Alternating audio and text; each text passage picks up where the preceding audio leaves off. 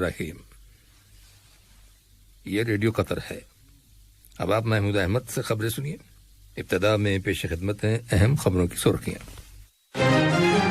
بسم امیر نے سعودی عرب کے ولی عہد نائب وزیر اعظم اور وزیر دفاع کو ایک تحریری پیغام ارسال کیا ہے اور جمہوریہ یوروگوائے کے صدر کو ان کے ملک کے یوم آزادی کی سالگرہ کے موقع پر مبارکباد کا برقی پیغام روانہ کیا ہے۔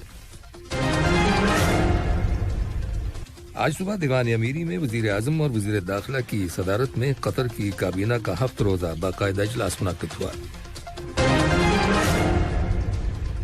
قطر نے اعلان کیا ہے کہ وہ اپنے بین الاقوامی شراکت داروں کے ساتھ مل کر افغان شہریوں اور دوست ممالک کے باشندوں اور صحافیوں کے افغانستان سے انخلاء کے سلسلے میں کوششیں جاری رکھے ہوئے ہے۔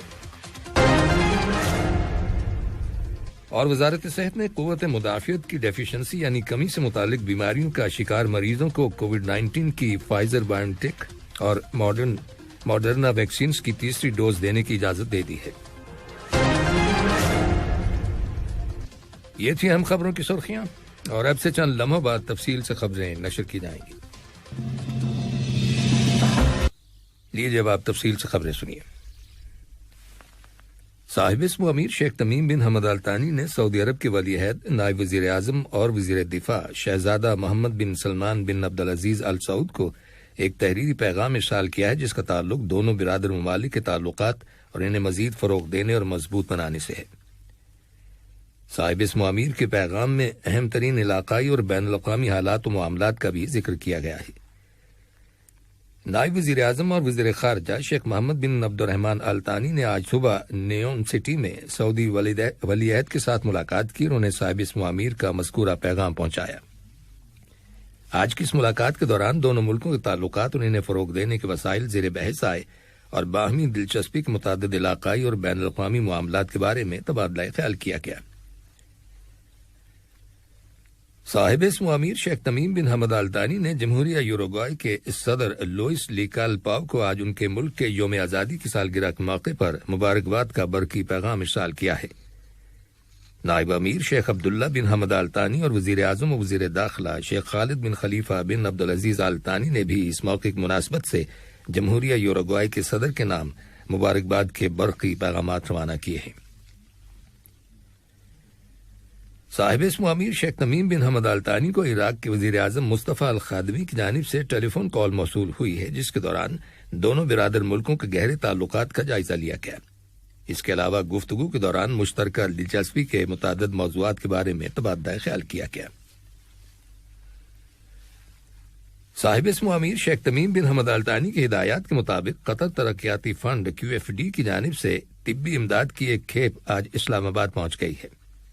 یہ طبی امداد پاکستان کے اندر کرونا وائرس کی روک تھام کے سلسلے میں حکومت کی جانب سے کی جانے والی کوششوں کو سپورٹ کرنے کے مقصد کے تحت بھیجی گئی ہے۔ دیوان امیری میں آج وزیر اعظم اور وزیر داخلہ شیخ خالد بن خلیفہ بن عبدالعزیز آل ثانی کی صدارت میں قطر کی کابینہ کا 7 روزہ باقاعدہ اجلاس منعقد ہوا۔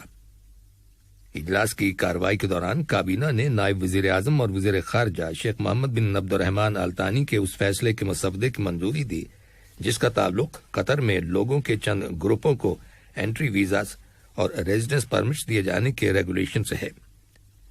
اس کے بعد کابینہ نے اجلاس کے ایجنڈے میں شامل موضوعات پر بحث مکمل کی اور ان کے بارے میں مناسب فیصلے صادر کیے۔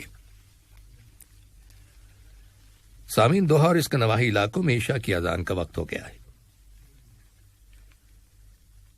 نائب وزیر اعظم اور وزیر مملکت برائے امور دفاع ڈاکٹر خالد بن محمد العطیہ سے قطر کے دورے پر آئے ہوئے امریکہ کی defence security cooperation agency DSCA کے director lieutenant general Charles hopper نے ملاقات کی ہے۔ اس ملاقات کے دوران دونوں دوست ملکوں کے فوجی تعلقات اور انہیں فروغ دینے کے وسائل کے بارے میں تبادلہ خیال کیا گیا۔ قطر نے اعلان کیا ہے کہ وہ اپنے بین الاقوامی شراکت داروں کے ساتھ مل کر افغان شہریوں اور دوست ممالک کے باشندوں اور صحافیوں کو افغانستان سے نکالنے کے سلسلے میں مسلسل کوششیں جاری رکھے ہوئے ہے، جن کا مقصد ان تمام لوگوں کو افغان سرزمین سے کابل کے بین الاقوامی ہوائی اڈے تک محفوظ راستہ فراہم کرنا اور پھر انہیں قطر ایئر ویز کی خصوصی پروازوں کے ذریعے دوحہ منتقل کرنا ہے۔ اس بات کا انکشاف جنیوا میں اقوام متحدہ کے دفتر میں قطر کے مستقل مندوب سفیر علی خلفان المنصوری نے اقوام متحدہ کی انسانی حقوق کونسل کے 31ویں خصوصی اجلاس سے خطاب کرتے ہوئے کیا۔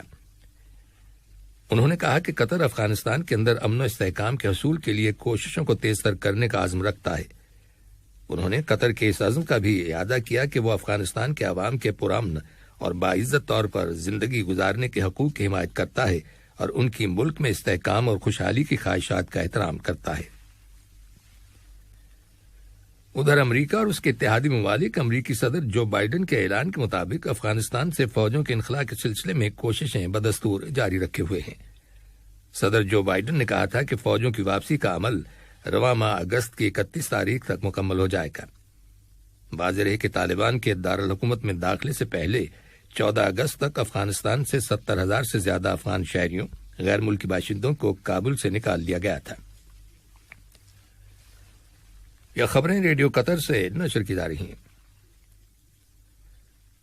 وزارت داخلہ میں متعلقہ اتھارٹیز نے آج 184 افراد کو حراست میں لینے کے بعد انہیں پبلک پراسیکیوشن کے حوالے کر دیا ہے۔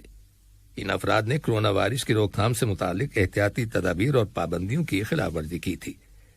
ان میں سے 157 افراد نے پبلک مقامات پر ماسک استعمال نہیں کیا تھا اور 22 لوگوں نے سیف ڈسٹینسنگ کی پابندی کی خلاف ورزی کی تھی، جبکہ 5 افراد نے اپنے سیل فونز میں اعتراض ایپلیکیشن انسٹال نہیں کی تھی۔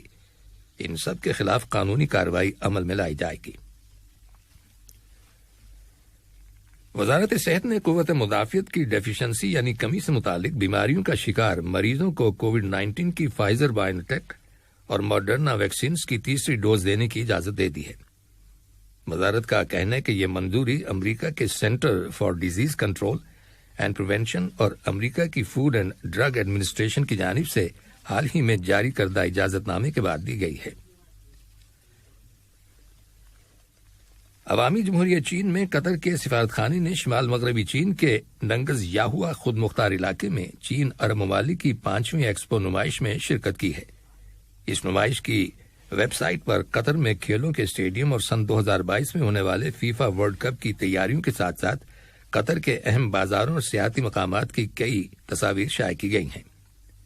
یہ نمائش چین اور عرب ممالک کے لیے بیلٹ اینڈ روڈ منصوبے کی مشترکہ طور پر تعمیر کے حوالے سے بڑی اہمیت رکھتی ہے۔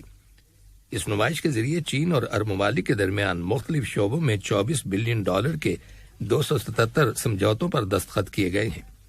ان میں الیکٹرانک انفارمیشن، کلین انرجی، نئے میٹیریلز اور ہیلتھ کیئر کے شعبے قابل ذکر ہیں۔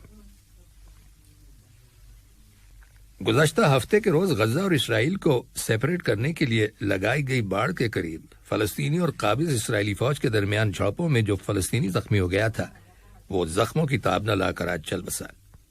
ان جھڑپوں میں اسرائیلی فوج کی فائرنگ سے درجنوں فلسطینی زخمی ہو گئے تھے۔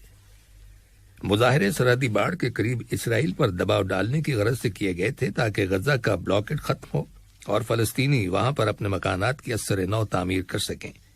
یہ مکانات اس علاقے میں اسرائیلی فوج کے 11 روزہ حملوں کے نتیجے میں مسمار ہو گئے تھے۔ اور کھیلوں سے متعلق ایک خبر، قطر کی اولمپک کمیٹی کے پریزیڈنٹ شیخ جوان بن حمد آل ثانی نے کہا ہے کہ قطر کی ٹوکیو 2020 گیمز میں سونے کے 2 اور کانسی کا 1 میڈل حاصل کرنے کی تاریخی کامیابی نے اسے اگلے لیول میں داخل کر دیا ہے۔ وہ ایک پریس کانفرنس سے خطاب کر رہے تھے۔ انہوں نے صاحب اسم امیر شیخ تمیم بن حمد آل ثانی کا شکریہ ادا کیا، جن کی سرپرستی، سپورٹ اور حوصلہ افزائی کی وجہ سے قطر میں سپورٹس کو پروموٹ کرنے میں مدد ملی ہے۔ آخر میں اہم خبروں کی سرخیاں ایک بار پھر سن لیجیے۔ اسم امیر نے سعودی عرب کے ولی عہد نائب وزیر اعظم اور وزیر دفاع کو ایک تحریری پیغام ارسال کیا ہے۔ جمہوریہ یوروگوائی کے صدر کو ان کے ملک کے یوم آزادی کی سالگرہ کے موقع پر مبارکباد کا برقی پیغام روانہ کیا ہے۔ آج صبح دیوان امیری میں وزیر اعظم اور وزیر داخلہ کی صدارت میں قطر کی کابینہ کا 7 روزہ باقاعدہ اجلاس منعقد ہوا۔ قطر نے اعلان کیا ہے کہ وہ اپنے بین الاقوامی شراکت داروں کے ساتھ مل کر افغان شہریوں اور دوست ممالک کے باشندوں اور صحافیوں کے افغانستان سے انخلاء کے سلسلے میں کوششیں جاری رکھے ہوئے ہے۔ اور وزارت صحت نے قوت مدافعت کی ڈیفیشنسی یعنی کمی سے متعلق بیماریوں کا شکار مریضوں کو کووڈ-19 کی فائزر بائیو ٹیک اور ماڈرنا ویکسینز کی تیسری ڈوز دینے کی اجازت دے دی ہے۔ ریڈیو قطر سے خبروں کا آج کا دوسرا بلیٹن ختم ہوا۔